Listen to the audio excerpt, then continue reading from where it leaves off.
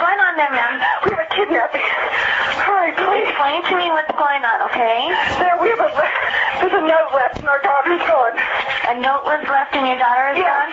How old is your daughter? 6 years old. She's gone. 6 years old.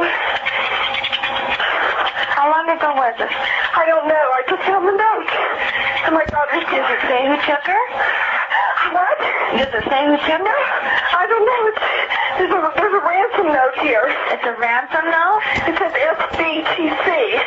Victory. Please. Okay, what's your name? Are you Patsy Ramsey. I'm the mother. Oh my God. December 26, 1996, Patsy Ramsey made a hysterical phone call to 911 claiming to have found a ransom letter on her way down the stairs. Staircase from the bedroom areas, and I always come down that staircase, and I'm usually the first one down. And the note was lying across the 3 pages across the run of one of the stair treads, and it was kind of dimly lit because it was very early in the morning.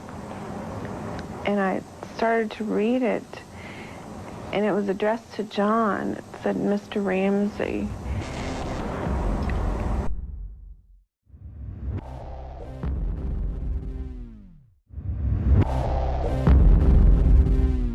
In 6.5 hours after the police arrival on scene, the bruised and broken and strangled body of 6-year-old JonBenét Ramsey was found by her father, John Ramsey, in an old wine cellar currently being used for storage. Reportedly, the police did a preliminary search of the home, but only when John Ramsey himself went down to the little room in the basement was JonBenét's body discovered. In the year 2000, John Ramsey described to Barbara Walters finding JonBenét's body.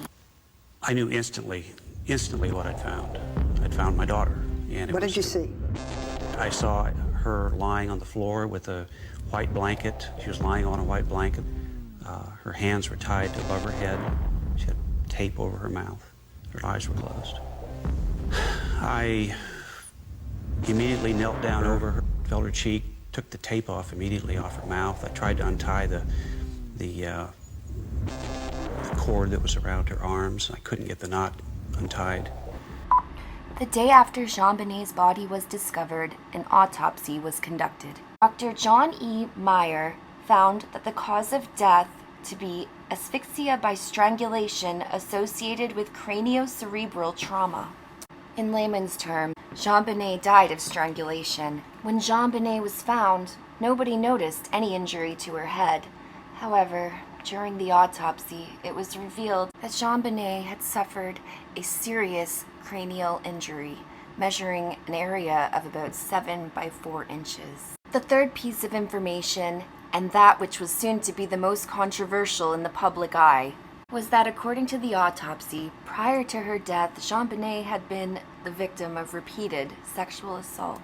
The police investigation into the murder of JonBenét Ramsey has been considered botched from day one. After Patsy's frantic call to 911, she invited several friends and neighbors over, including their parish priest. The crime scene was never secured, and to this day, the police are criticized for not demanding an interview with the parents and with JonBenét's brother Burke the day JonBenét's body was found. Despite mounting evidence to the contrary, the Ramseys began to appear on television shows, doing interviews, warning the public there's a killer on the loose.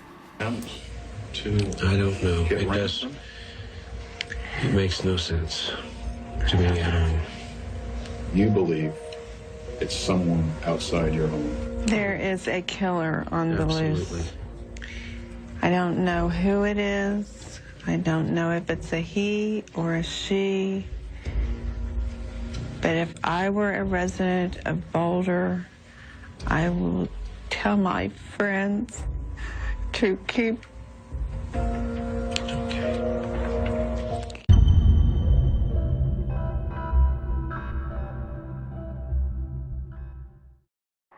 The ransom letter. Mr. Ramsey, Listen carefully. We are a group of individuals that represent a small foreign faction. We respect your business, but not the country that it serves.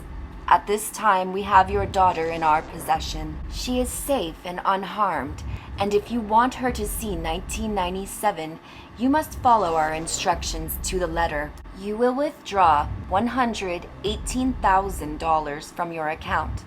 $100,000 will be in $100 bills, and the remaining $18,000 in $20 bills. Make sure that you bring an adequate size attaché to the bank.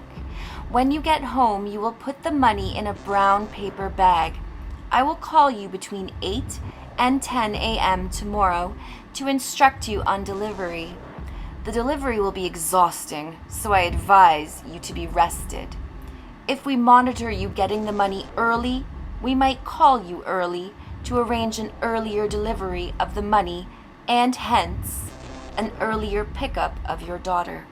Any deviation of my instructions will result in the immediate execution of your daughter. You will also be denied her remains for proper burial. The two gentlemen watching over your daughter do not particularly like you, so I advise you not to provoke them. Speaking to anyone about your situation, such as the police, FBI, etc., will result in your daughter being beheaded. If I catch you talking to a stray dog, she dies. If you alert bank authorities, she dies. If the money is in any way marked or tampered with, she dies. You will be scanned for electronic devices, and if they are found, she dies. You can try to deceive us, but be warned, we are familiar with law enforcement countermeasures and tactics. You stand a 99% chance of killing your daughter if you try to outsmart us. Follow our instructions and you stand a 100% chance of getting her back. You and your family are under constant scrutiny, as well as the authorities. Don't try to grow a brain, John. You are not the only fat cat around, so don't think that killing will be difficult. Don't underestimate us, John. Use that good Southern common sense of yours. It is up to you now, John. Victory. SBTC. The handwriting of both John and Patsy Ramsey were compared to that of the ransom letter. To search for similarities or to exclude them as being the author of the ransom letter. The ransom note was highly atypical in a number of ways. Most ransom notes are short and sweet, but this one rambled on for 2.5 pages. In an interview on 2020, Sina Wong, a handwriting expert, contended that it was highly probable that Patsy Ramsey wrote the ransom note. Wong spent 3 weeks back in 2000 examining the note, comparing it to 100 examples of Patsy Ramsey's writing, and found multiple similarities between the two. After my examination of John Ramsey's handwriting, I was able to rule him out as a ransom note writer. Sina Wong noted the 5 very different variations of the letter E shared by Patsy Ramsey and the author of the ransom note letter. Due to the length of the ransom letter, experts were able to find over 200 similarities when they conducted their comparisons. It's highly probable that Patsy Ramsey wrote the ransom note. The similarities of the handwriting of Patsy Ramsey and that of the author of the ransom note continued to pop up. In a 2000 interview with Barbara Walters, Patsy Ramsey describes how she feels about accusations that she wrote the ransom letter. What has thrown great suspicion in you, Mrs. Ramsey, as you know, is that some handwriting experts have said that there's a similarity between the writing on this note and your handwriting. This has been inconclusive, but the similarity of the handwriting is the strongest piece of evidence implicating you. Well, if that's the strongest, then there's not much of a case. But wait, there is more. Early in the investigation, it was found that the notepad used to write the ransom letter belonged to Patsy Ramsey. Police even found an earlier draft of the ransom note on the same notepad. Therefore, if a kidnapper had entered the house they didn't enter with the ransom note. They would have found Patsy's notepad and written it on that. Upon analysis, experts were able to determine that the Sharpie used to compose the ransom letter was similar to a Sharpie owned by Patsy Ramsey. Additionally, experts created a profile of the author of the note. They found, based on the language used in the letter, the author is likely female, well-educated, and used to giving instructions. Another important note regarding the ransom letter that cannot be ignored is the amount of money being asked for. $118,000 was also the exact amount John Ramsey received for his Christmas bonus in 1996. The garrote. According to the autopsy, the manner of JonBenét's death was asphyxia due to strangulation. What was described by John Ramsey when he found his daughter was a garrote, which is basically a stick with a nylon cord tied to the end of it. The garrote was wrapped around JonBenét's neck and tightened. According to the marks on JonBenét's neck, it was tightened more than once and released and tightened. Upon investigation, it was determined that the stick used to create the garrote that killed JonBenét Ramsey was a paintbrush that was broken off from Patsy's paintbrush set.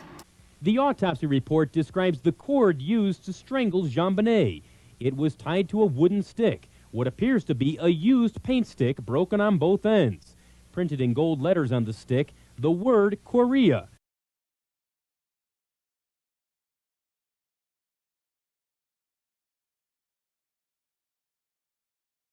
Fiber evidence and duct tape. The morning police arrived on scene at the Ramseys, Patsy was wearing the same red coat that she had worn the night previous. Upon investigation, police determined fibers matched to that same red sweater Patsy was wearing that night were found in places key to the crime. Paintbrush caddy she kept her art supplies in. On the blanket used to wrap JonBenét's body, the fibers were found on the sticky side of the duct tape attached to JonBenét's mouth. And finally, traces of the fibers from Patsy Ramsey's red coat were found within the ligature of the garrote that killed her daughter. The following is a rare video recording of an interrogation of Patsy Ramsey. Here the detective suggests to Patsy that they have trace evidence connecting her to JonBenét's murder. If I told you right now that we have trace evidence that appears to link you to the death of JonBenet, what would you tell me? That is totally impossible. Go retest. How is it impossible? I did not kill my child. I didn't have a thing to do with it. And I'm not talking, somebody's guess or some rumor or some story. I don't care what you're talking about. I'm talking about scientific evidence. I don't give a flying flip how scientific it is. Go back to the damn drawing board. I didn't do it. John Ramsey didn't do it, and we didn't have a clue of anybody who did do it. My life has been hell from that day forward. And I want nothing more than to find out who is responsible for this. Okay? I want to work with you, not against you. Okay? This child was the most precious thing in my life. And I can't stand the thought of thinking that somebody's out here walking on the street. God knows they might do it again to some other child. Quit screwing around asking me about things that are ridiculous and let's find the person that did this. Autopsy results. As part of my research for this case, I read the book Who Killed JonBenet Ramsey by Dr. Cyril Recht and Charles Bosworth, Jr. Cyril Harrison Recht is an American forensic pathologist. He has been the president of both the American Academy of Forensic Sciences and the American College of Legal Medicine, and headed the board of trustees of the American Board of Legal Medicine. In his book, published 1998, Cyril Recht provides a detailed analysis of the autopsy, which provided the controversial evidence that JonBenét was the victim of repeated sexual assault, not just the night that she was murdered. In the following clip, Dr. Cyril Recht gives his analysis of the autopsy. Viewer discretion is definitely advised. It's important to always remember we're talking about a 6-year-old little girl. Blanket. So then what does the autopsy reveal? The autopsy reveals chronic inflammation of the vaginal mucosa, delicate lining of the interior of the vagina. It reveals superficial erosion at the 7 o'clock position. Ask your wife or any woman who's been to the gynecologist. There's the right-handed examiner using the index finger to see if there are any lesions inside the posterior cervical region, the back of the vagina, and so on. Focal superficial erosion there under blue prism light, a special light we use on a camera. They found birefringent material, the most common source of which in your household and mine and most Americans is talcum powder. Put that all together and see what you think. There was no evidence of any penile penetration, no spermatozoa or seminal fluid, but these findings. Then we have an 8.5-inch fracture of the skull from the front all the way to the rear. And with that kind of a fracture, Larry, somebody came in and cracked your head or mine with or without our hair or so on, 8.5, you're not going to die right away because the part of the brain that controls respiratory and cardiac function is located posteriorly at the base of the brain. That's where the respiratory and cardiac centers are located. So you get a fracture and you're going to bleed, and then you're going to die from the accumulation of blood compressing the brain and pushing down on those centers because fluid looks for an escape. The only escape hole is the foramen magnum, a large opening at the base of the skull in the rear through which the spinal cord emerges. So how much blood was present in JonBenét Ramsey with an 8.5-inch fracture? 7 or 8 cc's. That's a teaspoon and a half. That blow was inflicted when the little girl was dead or dying. DNA. In 2008, newly discovered DNA on JonBenét's clothing supposedly pointed toward the existence of an unexplained third party. This information led to the highly controversial letter of exoneration sent to the Ramsey family by former Boulder DA Mary Lacy. However, forensic experts who examined the results of DNA tests obtained exclusively by the two news organizations disputed former District Attorney Mary Lacy's conclusion that a DNA profile found in one place on JonBenét's underpants and 2 locations on her long johns was necessarily the killer's, which Lacy had asserted in clearing JonBenét's family of suspicion. Independent experts raised the possibility that the original DNA sample recovered from JonBenét's underwear, long used to identify or exclude potential suspects, could be a composite and not that of a single individual. The suggestion being that the DNA recovered from JonBenét's underwear was likely from the manufacturer, it could have been from people in a store, it could have been a number of contributing donators to that genetic profile. Mary Lacy's office is on the record as being told that there was more than one other genetic profile included in the sample. Nevertheless, Mary Lacy decided to exonerate the Ramseys.